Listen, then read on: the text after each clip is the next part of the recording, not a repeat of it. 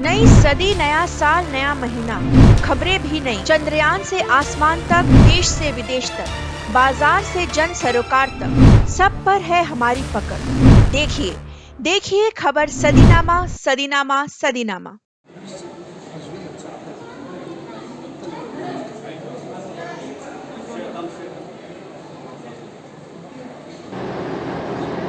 Hiroshima Nagasaki पर ये प्रदर्शनी लगाई गई है, जो अति दुर्लभ प्रदर्शनी है। इस प्रदर्शनी को लगाने में इन्हें 2 महीने का समय लगा और बहुत कार्य करने पड़े, तब जाके ये प्रदर्शनी लगी है। ऐसी प्रदर्शनी हमारे आने वाली पीढ़ी के लिए एक ऐतिहासिक प्रदर्शनी है।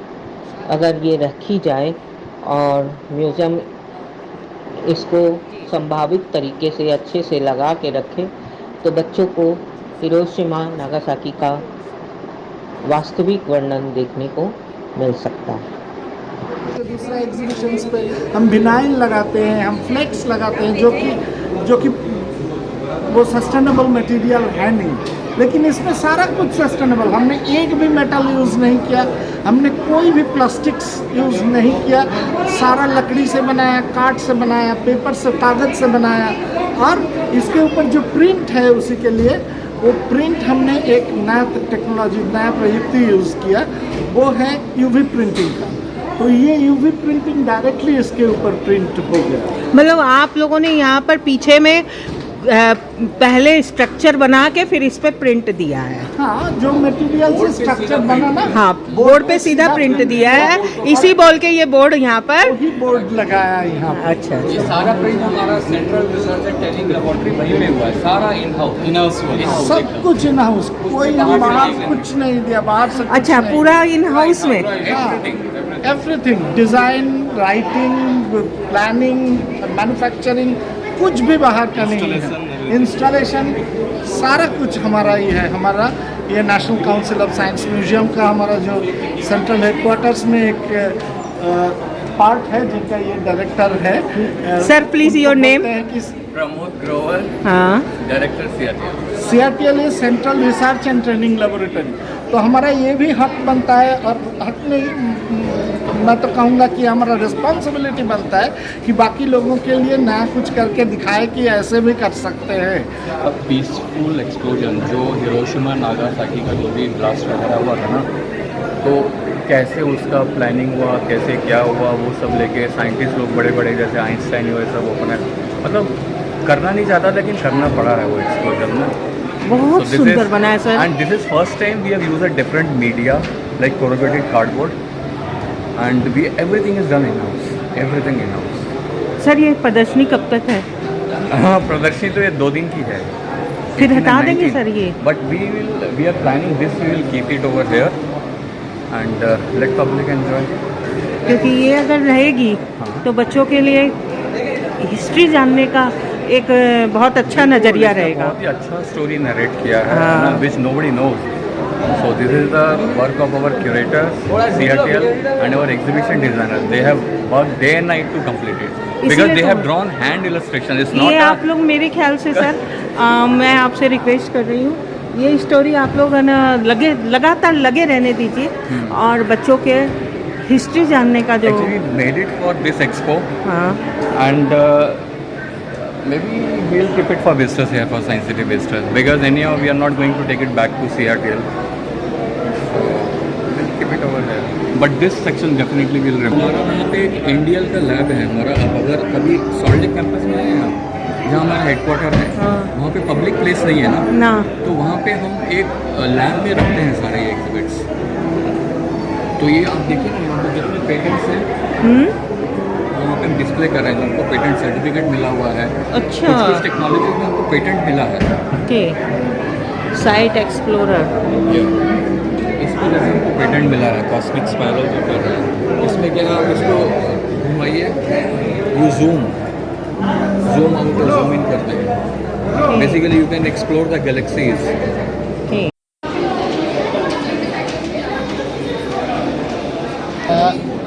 ये एग्जीबिशन इनको हम नाम रखा है कि ओपेनहाइमर्स पीसफुल एक्सप्लोशन। अभी ये सुन के लोगों का मन में थोड़ा दुविधा हो सकता है कि एक्सप्लोशन पीसफुल कैसे हो सकता है। दरअसल बात ये है कि जब ये एटम बॉम्ब का मैन्युफैक्चरिंग और इसका कहानी चल रहा था, तब सभी लोग सोच रहे थे कि ये सेकेंड वर्ल्ड वॉर ख़त्म ही नहीं हो रहा है। तो इनका एक वॉर स्ट्रैटेजी के हिसाब से प्रपोज किया गया कि युद्ध तभी ख़त्म होता है जब भी कोई शॉकर होता है, एक इवेंट जिसमें शॉक हो। तो लोगों ने सोचा, कुछ लोगों ने जो ये युद्ध को संभाल रहे थे, उन्होंने सोचा कि एक बहुत बड़ा शॉक हो सकता है ये एटॉमिक बॉम्ब एक्सप्लोशन। लेकिन पहले तो ये पता नहीं था कि ऐसा एक बम बन भी सकता है, लेकिन कुछ वैज्ञानिक कार्यक्रम के माध्यम से ये हाजिर हो गया सबके सामने और सबको ये समझ में आया कि एटॉम के सहारे इतना ह्यूज एनर्जी बाहर निकाल के ला सकते हैं। और वो ही सोच के दो पैरेलल लाइन चल रहा था, एक तरफ विज्ञान का काम चल रहा था, दूसरा तरफ वॉर स्ट्रैटेजी चल रहा था, और ये दोनों मिल के ये इतना बड़ा एक घटना हो गया। और उसके बाद में फाइनली बॉम्बिंग भी हुआ। लेकिन हम बॉम्बिंग को सेलिब्रेट तो नहीं करते हैं।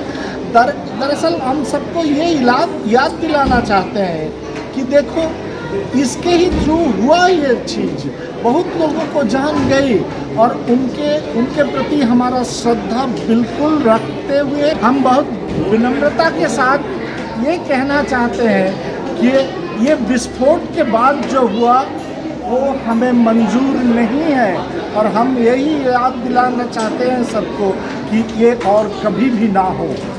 तो इस बार ये इंटरनेशनल म्यूज़ियम डे का एक थीम हमने रखा, ये जो इंटरनेशनल म्यूज़ियम एक्सपो है उसमें हम कहे हैं कि museum is a Confluence of art, science and technology. लोग सोचते हैं कि म्यूज़ियम में सिर्फ कला होता है, कलाकारी होता है या आर्कियोलॉजी होता है, प्रत्नतत्व होता है, लेकिन उसके बिना भी अभी दुनिया भर का ये स्टाइल है, दुनिया भर का ये ट्रेंड हो गया है कि कला को प्रेजेंट करने के लिए आपको विज्ञान और प्रयुक्ति का सहारा लेना पड़ता है।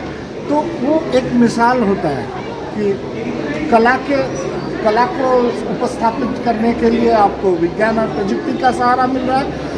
हमने एक उल्टा चीज़ भी सोचा, हमने सोचा कि क्यों ना विज्ञान को बताने के लिए भी कला का सहारा ले।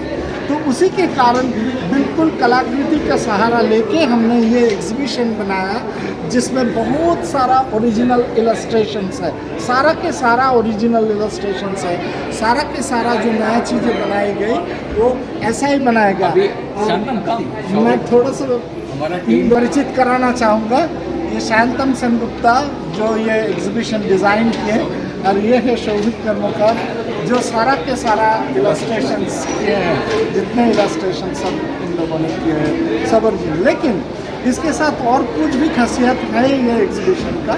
एक खासियत ये है, हमने सोचा कि ये सस्टेनेबल मटेरियल से एग्जीबिशन बनाना अभी भविष्य के लिए बहुत ज़रूरी होता है। तो उसके लिए हमने ये हनीकम बोर्ड्स को पसंद किया मीडिया के हिसाब से, और वो करने के लिए मैं चाहूँगा हमारा ये साथी आपके सामने थोड़ा आए। सब मिलके इन लोगों ने ये स्ट्रक्चर्स बनाए, इन लोगों ने ये तीनों ने मिलके ये सारे स्ट्रक्चर बनाए हैं, मैकेनिकल डिज़ाइन, और आपने डिज़ाइन बनाई।